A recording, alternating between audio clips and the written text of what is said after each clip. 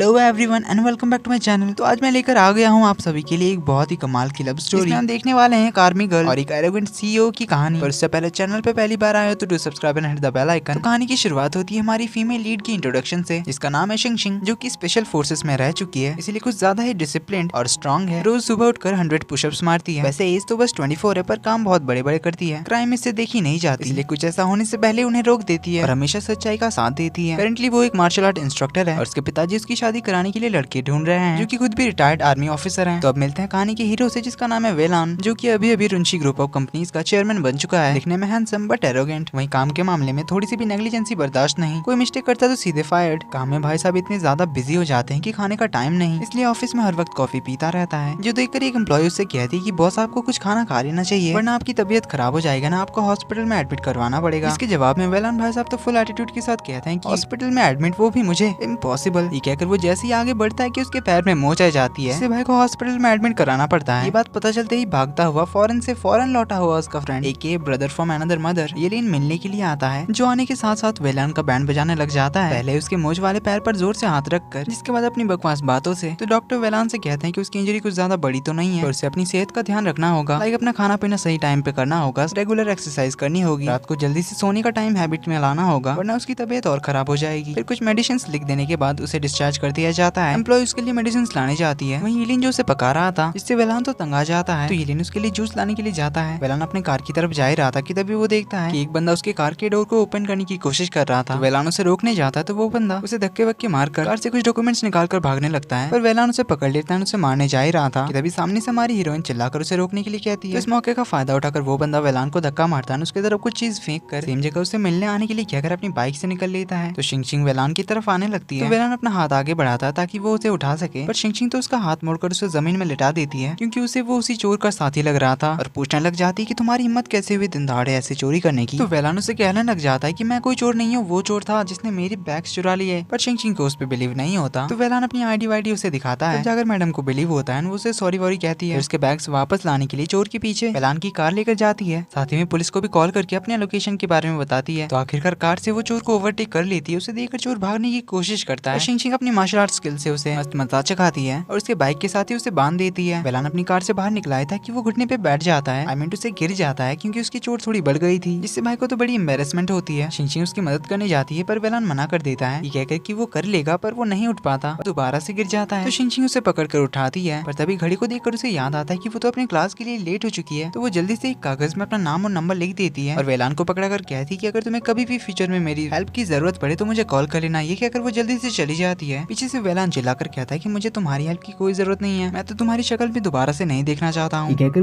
को फेंक देता है, पर एम्प्लॉय आकर उसे उठा लेती है। इधर मार्शल आर्ट स्कूल में एक पेरेंट्स की कंप्लेन आती है, क्योंकि शिंगशिंग की मार्शल आर्ट्स टेक्निक की वजह से उनके बेटे को चोट लग गई थी, इसलिए वहाँ के बॉस मिस्टर ले उन्हें कैसे भी समझा बुझाकर सॉरी वॉरी कहकर घर भेजते हैं। सब देखकर तो शिंगशिंग दूर ही रुक जाती है और एक कटआउट के पीछे छुप जाती है, पर मिस्टर ले उसे पकड़ लेते हैं, उनसे डांट लगाते हैं। तो शिंगशिंग उनसे माफी मांगती है, कहती कि वो बदल जाएगी और अपने टीचिंग स्किल्स को सुधारेगी। और मिस्टर ले कहते हैं कि इसकी कोई जरूरत नहीं, क्योंकि तुम अपना काम कुछ ज्यादा ही अच्छे से करती हो। तो शिंगशिंग पूछते हैं कि मैं समझ नहीं पा रही हूँ कि आप क्या कहना चाहते हैं। इस पे मिस्टर ले उसे कहते हैं कि क्या तुम्हें याद है कि तुम्हें तुम्हारे पुराने जॉब से क्यों निकाला गया था। एक फ्लैशबैक से हमें शिंगशिंग के पुराने जॉब्स को दिखाया जाता है, जहाँ वो पहले एक शॉपिंग मॉल में काम किया करती थी, जहाँ वो अपने काम को छोड़कर पुलिस की इन्वेस्टिगेशन में मदद करने के लिए चली जाती थी और उनके केसेस को सॉल्व करने में उनकी मदद किया करती थी, जिस वजह से उसका पहला जॉब गया। वहीं उसके सेकंड जॉब एक रेस्टोरेंट की वेट्रेस का था, वहाँ भी उसके फाइटिंग वाइटिंग के चक्कर में उसे काम से निकाल दिया गया था। Coming back to present, mister ले उसे इस बार कहते हैं कि तुमने जो सेल्फ डिफेंस टेक्निक सिखाई है यहाँ के बच्चों को, उन्हीं में से तुम्हारी क्लास की एक लड़की ने तुम्हारी क्लास के एक दूसरे बच्चे का हाथ तोड़ दिया, वो भी उसके साथ खेलते हुए। क्या तुम्हें पता भी कि इससे हमारे स्कूल को कितना नुकसान हो सकता है। तो शिंगशिंग फिर से उनसे माफी मांगने लग जाती है और अपने डैड के बारे में इमोशनल बातें बताने लग जाती है, पर मिस्टर ले उसे इस महीने की सैलरी पकड़ा देते हैं और काम से निकाल देते हैं। इधर वेलान को अब कुछ दिनों के लिए हॉस्पिटल में एडमिट करा दिया जाता है, क्योंकि उसकी चोट थोड़ी बढ़ गई थी। तो डॉक्टर से कहते हैं कि मैंने तो थोड़ी देर पहले कहा था कि तुम्हें संभल कर रहना है, अपना ध्यान रखना है, तो अब देखो अब तुम्हें कितने दिन के लिए एडमिट होना पड़ेगा। तो वेलान से पूछता है कि डॉक्टर मैं कब ठीक हो सकता हूँ। इस पे डॉक्टर उसे बताते हैं कि वैसे तो 7 दिन तक रेस्ट करना पड़ता है, तुम्हें मिनिमम 2 दिन के लिए हॉस्पिटल में ऑब्जर्वेशन के लिए रुकना पड़ेगा। इसके लिए वेलान तो मना करता है क्योंकि उसके ऑफिस में बहुत सारा काम पड़ा है। डॉक्टर उसे कहते हैं कि तुम्हें तो 2 दिन के लिए यहाँ रुकना ही पड़ेगा वरना तुम्हारी हालत और बिगड़ सकती है। तो अपने इस हालत की जिम्मेदार वेलान शिंगशिंग को ठहराता है और उसे कोसने लग जाता है। फिर वेलान की कार से डॉक्यूमेंट्स चुराने के लिए जिसने भेजा था उसे एक सीसीटीवी फुटेज मिलती है जिसमें शिंगशिंग वेलान को नॉकआउट करती है। तो वो इस क्लिप को वायरल करवा देता है क्योंकि वो सभी के सामने वेलान का मजाक बनते हुए देखना चाहता था और ऐसा होता भी है। वेलान के डिस्चार्ज होते तक तो वो वीडियो बहुत जगह वायरल हो चुकी थी। उसके ऑफिस के सारे स्टाफ्स मिलकर उस वीडियो को एंजॉय कर रहे थे जिससे वेलान तो बड़ा एम्बेरस होता है। तो वो इलीन से पूछता है कि इस वीडियो को उनके ऑफिस में किस किसने देखा है। इलीन तो उनसे झूठ बोल देता है कि बस 2-4 सिक्योरिटी गार्ड्स ने, 1-2 गिने चुने एम्प्लॉइज ने और कुछ क्लीनिंग स्टाफ्स ने, जबकि सारे स्टाफ्स ने उस वीडियो को देख लिया था और उसे देखते हुए जमकर मजे भी लिए थे। तो इलीन एक आइडिया देता है इस एम्बेरसमेंट से बचने का और इस प्रॉब्लम को सॉल्व करने का, जो कि ये था कि अगर वो लोग ये प्रूव कर दे या फिर ये दिखाए कि वो बस एक प्रैक्टिस था या फिर एक मार्शल आर्ट्स एक्ट, जिसके लिए वेलान मान जाता है और शिंगशिंग को उसे मिलने बुलाने के लिए कहता है। शिंगशिंग घर वापस आते हैं जहाँ डैड उनके लिए खाना बना रहे थे, जहाँ हमें पता चलता है कि शिंगशिंग के डैड का एक हाथ नकली है, जो देखकर शिंगशिंग सैड होती है। एक फ्लैशबैक रिवील होता है जब दोनों आर्मी में थे। शिंगशिंग के डैड मिस्टर हॉन्ग कमांडर थे, वहीं शिंगशिंग थी एक टीम लीडर। शिंगशिंग को अपने टीम के साथ कुछ लोगों को बचाने के लिए एक रेस्क्यू मिशन में भेजा गया था, जहाँ उसने पूरी बहादुरी के साथ सारे लोगों की जान बचाई और सारे दुश्मनों को ढेर कर दिया। और उसी जगह शिंगशिंग को एक बॉम्ब ब्लास्ट से बचाने के लिए मिस्टर हॉन्ग को एक हाथ गंवाना पड़ा और इसीलिए अब शिंगशिंग बहुत सारे पार्ट टाइम जॉब्स करके पैसे इकट्ठा कर रही है अपने डैड के लिए एक प्रोस्थेटिक आर्म खरीदने के लिए। उसने कई सारी कंपनियों में अपने रेज्यूमे भेजे हैं पर एक भी कंपनी से उसे रिप्लाई नहीं आया, इसलिए वो परेशान थी क्योंकि उसके बैंक अकाउंट में बस 18,000 युआन थे, जबकि उस प्रोस्थेटिक आर्म को खरीदने के लिए उसे 1,20,000 युआन की जरूरत थी। तो वो अपनी जॉब से निकालने का रीजन वेलान को ठहराती है, उसे कोसने लग जाती है। तभी उसे वेलान की एम्प्लॉय कॉल करके बताती है कि मिस्टर वेलान आपसे मिलना चाहते हैं। इधर हमें पता चलता है कि इलीन को वेलान के डैड ने ही भेजा है वेलान को शादी करने के लिए मनाने, क्योंकि वेलान के डैड ने उसके लिए जितने भी ब्लाइंड डेट्स अरेंज किए थे वेलान ने उन सभी को किसी न किसी रीजन के बहाने रिजेक्ट कर दिया। पर फिर से उसके डैड उसके लिए ब्लाइंड डेट्स फिक्स कर रहे थे, इसलिए वेलान इन सबको कुछ टाइम के लिए टालने के लिए अपनी पसंद की लड़की की क्वालिटीज के बारे में बताने लग जाता है कि उसके इतने शॉर्ट हेयर होने चाहिए कि उसके कान के नीचे ही ना जाए, उसे सजना सवरना ज्यादा पसंद ना हो, लड़कियों के जैसे कपड़े ना पहने, IQ EQ नहीं रहने से भी चलेगा, बस फिजिकली स्ट्रॉन्ग होना चाहिए, एकदम स्ट्रेट फॉरवर्ड, किसी से कोई डरना वरना नहीं। एज फॉर हॉबीज म्यूजिक और आर्ट तो बहुत ही बोरिंग होते हैं, उसे बॉक्सिंग या लड़ने झगड़ने वाले स्पोर्ट्स पसंद आने चाहिए, last but not the least एकदम बिंदास होनी चाहिए। अब ये सब सुनकर इलीन तो कहता है कि ऐसी लड़की ढूंढना तो इम्पॉसिबल है। तो वेलान उसे कहता है कि मेरे डैड से कह देना कि अगर उन्हें मेरी बताई हुई क्वालिटीज की लड़की मिल जाए तो मैं उससे शादी कर लूंगा। तो कुछ टाइम बाद वेलान से मिलने के लिए शिंगशिंग पहुंचती है हॉस्पिटल, जहाँ उसके रूम के अंदर जाने पर उसे कोई भी नहीं दिखता। वॉशरूम में उसे किसी का पैर दिखता है तो वो भागकर अंदर जाती है, तो वहाँ वेलान बेहोश पड़ा था। तो वो जल्दी से डॉक्टर को बुलाती है, उसे होश में लाने के बाद कहते हैं कि तुम्हें अपना ध्यान रखना है, रेस्ट करना है। डॉक्टर के जाने के बाद उसके सामने शिंगशिंग आती है, जिसे देखकर वेलान तो शॉक्ड हो गया था। तो शिंगशिंग उसे बताती है कि मैंने तुम्हें बचाया, इसलिए हम दोनों अब बराबर। पहले तो आई एम सॉरी मिस्टेकनली तुम्हें हर्ट करने के लिए, पर अभी मैंने तुम्हें जस्ट बचाया, इसलिए हमारे बीच सब कुछ इवन हो गया। इस पे वेलान उसे कहता है कि क्या तुमने सिर्फ रिस्पॉन्सिबिलिटी लेने से बचने के लिए मेरी हेल्प की। शिंगशिंग कहती है ऐसा मैं कभी नहीं करती, अगर गलती मेरी है तो मैं रिस्पॉन्सिबिलिटी लूंगी, पर उस चोर को पकड़ने के चक्कर में मुझे भी अपने काम से निकाल दिया गया। तो वेलान कहता है कि मुझे तुमसे कोई कंपनसेशन नहीं चाहिए और उसके बदले तुम्हें कुछ करना होगा। ये कहकर वो उसे उसका वायरल वीडियो दिखाता है और उसे कहता है कि अगर कभी भी मीडिया वाले तुमसे इससे रिलेटेड क्वेश्चन पूछे तो तुम्हें उन सभी से कहना होगा कि तुम मेरी मार्शल आर्ट इंस्ट्रक्टर हो और उस टाइम तुम बस मुझे सेल्फ डिफेंस प्रैक्टिस करा रही थी। पर शिंगशिंग तो झूठ नहीं बोलती, इसीलिए वो इसके लिए मना कर देती है। इस पे वेलान कहता है कि ठीक है फिर मेरी इस हालत के लिए कंपेंसेट करो। इस पे शिंगशिंग कहती है ठीक है फिर अगर तुम यही चाहते हो तो फिर तुम्हें मुझसे कुछ मार्शल आर्ट्स टेक्निक्स सीखने होंगे, उसके बाद ही मैं इस डील के लिए मानूंगी, क्योंकि मैं कभी भी झूठ नहीं बोलती। वेलान कहता है मैं इस हालत में कैसे मार्शल आर्ट प्रैक्टिस करूं, जिस पे शिंगशिंग कहती है मैं तो तुमसे भी बुरे स्टेट में इससे ज्यादा हार्ड ट्रेनिंग कर चुकी हूँ। तो शिंगशिंग उसे सेल्फ डिफेंस टेक्निक सिखाती है, जिसे सीखते ही वेलान शिंगशिंग को उठाकर पटक देता है। तभी एम्प्लॉय उन दोनों को ऐसे देख लेती है, इसलिए उसे सॉरी कहकर जाने लगती है, पर वेलान उसे रोक लेता है। तो एम्प्लॉय उसे बताती है कि उसके लिए नया ड्राइवर अपॉइंट कर दिया गया है, इसकी एनुअल सैलरी है 3,60,000 युआन, जो कि इंडियन रुपीस में 40 लाख से भी ज्यादा होता है। इसे सुनते ही शिंगशिंग तो हैरान हो जाती है, तो वो वेलान के सामने जाकर बैठती है, उनसे कहती है कि मिस्टर वे क्या आप सच में अपने ड्राइवर को 40 लाख देते हैं एज एन एनुअल सैलरी। तो वेलान पूछता है क्यों, क्या तुम चाहती हो मैं तुम्हें हायर करूं। तो शिंगशिंग एक्साइटेड होकर कहती है हाँ मुझे तो हर तरह की कार चलानी आती है, रेसिंग कार से लेकर आर्मी टैंक्स तक। वो आगे अपनी ड्राइविंग स्किल्स के बारे में बता रही थी। तो वेलान उसे रोकते हुए कहता है कि इसकी जरूरत नहीं है, क्योंकि मेरे लिए ड्राइवर ऑलरेडी अपॉइंट हो चुका है। तो शिंगशिंग पूछती है फिर क्या आपको कोई असिस्टेंट या फिर कोई सेक्रेटरी चाहिए। तो मैं तैयार हूँ, मुझे तो हर तरह की काम आते हैं। इस पे वेलान उसे कहता है कि क्या तुम्हें पता भी होता है कि एक सेक्रेटरी या फिर एक असिस्टेंट का कितना काम होता है, और वैसे भी मुझे नहीं लगता कि तुम इस जॉब के लिए सही हो। तो शिंगशिंग कहती है फिर मैं आपकी मार्शल आर्ट इंस्ट्रक्टर बन जाती हूँ, कहकर वो उसके स्किल्स की थोड़ी सी तारीफ कर देती है। पर वेलान उसे साफ साफ मना करते हुए कहता है कि मैं बस ये चाहता हूँ कि तुम बस मीडिया के सामने इस मार्शल आर्ट कांड के बारे में अच्छे से एक्सप्लेन करना, अगर जरूरत पड़ी तो, वरना और कुछ भी मत करो, और प्लीज मुझे अकेला छोड़ दो और यहाँ से निकलो। ये कहकर वो उसे दरवाजे का रास्ता दिखाता है। तो शिंगशिंग जाने लगती है। तभी वेलन सामने अपने शर्ट को देखता है जो अभी थोड़ी देर पहले वो पहना हुआ था। तो वो शिंगशिंग से पूछता है कि मेरे कपड़े किसने चेंज किए। शिंगशिंग बोलती है नर्स ने, पर मैंने भी उसकी मदद की। तो वेलन चेक करता है वो मेन नर्स होता है। तो वेलन कहता है क्या तुमने सब कुछ देख देख लिया। फिर थोड़ा एम्बेरस होकर कहता है कि आई मीन मेरे मसल्स। इस पे शिंगशिंग सैवेज रिप्लाई देते हुए कहती है कि मसल्स होने भी तो चाहिए, मुझे कुछ दिखाई दे। ये कहकर चली जाती है और ये सुनकर भाई को तो बड़ा गुस्सा आ जाता है। तो अगले दिन शिंगशिंग एक कंपनी में इंटरव्यू के लिए जा रही होती है। पहुंचने से पहले उससे बताया जाता है कि उसके रिज्यूमे को रिजेक्ट कर दिया गया है। तभी वो नोटिस करती है कि एक बियर ड्रेस पहना हुआ बंदा उसे फॉलो कर रहा है और जैसे वो पीछे मुड़ती है तो वो बंदा डांस करने लग जाता है और फिर से उसे फॉलो करने लगता है। तो शिंगशिंग समझ जाती है, उसे एक जगह पर उठाकर पटक देती है। पर वो तो उसी का बचपन का दोस्त होता है जो अभी फॉरेन से स्टडीज कंप्लीट करके वापस आया है, जिसका नाम है तिंग। तिंग शिंगशिंग से एज में छोटा है पर शायद वो शिंगशिंग को लाइक करता है। शिंगशिंग उसे दोस्त कम अपना छोटा भाई मानती है। तो शिंगशिंग उसे अपने जॉब ढूंढने के बारे में बताती है। तिंग जल्दी से उसके लिए जॉब ढूंढने लग जाता है। उसे एक वैकेंसी मिल भी जाती है, वो भी रुंची कंपनी में चेयरमैन के असिस्टेंट का पोस्ट। इसकी सैलरी होगी 4 लाख युआन पर ईयर, जो कि इंडियन रुपीज में लगभग 50 लाख होते हैं। तो इसके लिए रिक्वायरमेंट्स होती है अच्छी ड्राइविंग स्किल्स आनी चाहिए, कराटेदार इंग्लिश आनी चाहिए और बेसिक सेल्फ डिफेंस आनी चाहिए। और इन सब में हमारी शिंगशिंग तो मास्टर थी, इसलिए वो इस पोस्ट के लिए अप्लाई कर देती है। पर अभी तक उसे ये नहीं पता था कि रुंची ग्रुप का चेयरमैन वेलान है। इधर वेलान से मिलने के लिए उसके डैड आते हैं, जिन दोनों में बिल्कुल भी नहीं बनती। तो वेलान के डैड ने उसके लिए असिस्टेंट की पोस्ट की वैकेंसी जारी कराई थी क्योंकि उन्हें वेलान के हेल्थ की फिक्र थी। पर वेलान इसके लिए साफ साफ मना कर देता है, उन्हें वापस यूरोप लौट जाने के लिए कहता है और उनसे रूडली बात भी करता है। तो अगले दिन कॉल करके उसे कोई बताता है कि उसके डैड को कुछ हो गया है। सुनकर वेलान शॉक जाने, इसी के साथ एपिसोड 1 का एंड यहीं पे होता है। तो ये वीडियो पसंद आई तो वीडियो को लाइक कर देना, चैनल पर पहली बार आए तो do subscribe and hit the bell icon. मिलते हैं अगले एपिसोड में, तब तक के लिए take care and bye bye.